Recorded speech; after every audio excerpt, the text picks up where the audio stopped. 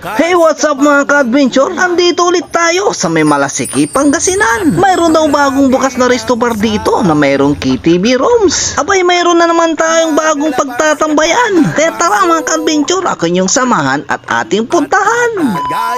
So yun na nga mga ka-adventure, andito na kami nilingmo dito sa may Rojas Boulevard, Poblacion, Malasiki, Pangasinan. Dito sa may GNT Ihaw-Ihaw, Kamayan. Pagkapasok nga natin dito mga ka-adventure, napakaganda ng kanilang ambience. Tignan nyo naman mga ka-adventure, nakaka-chill and nakaka-relax. At para ka lang nasa malaking garden, oh, napaka-presko ng hangin.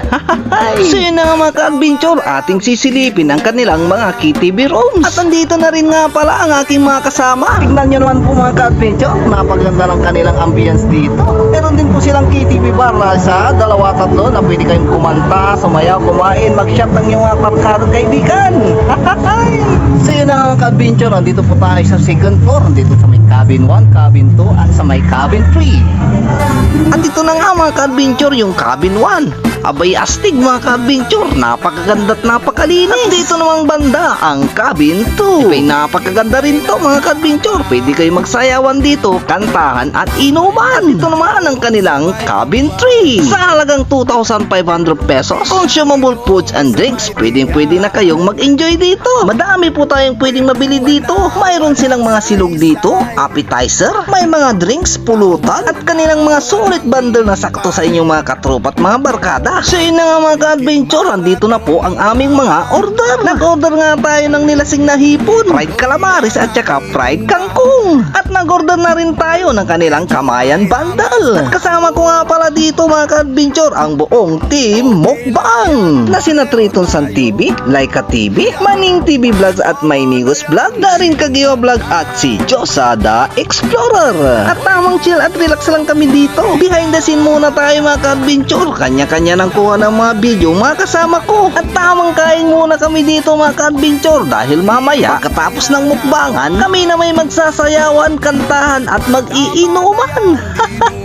Kaya tara na dito sa GNT Ihaw, Kamayan. At mayroon nga tayong nakitang kakilala dito, si Sir Donald Dakanay.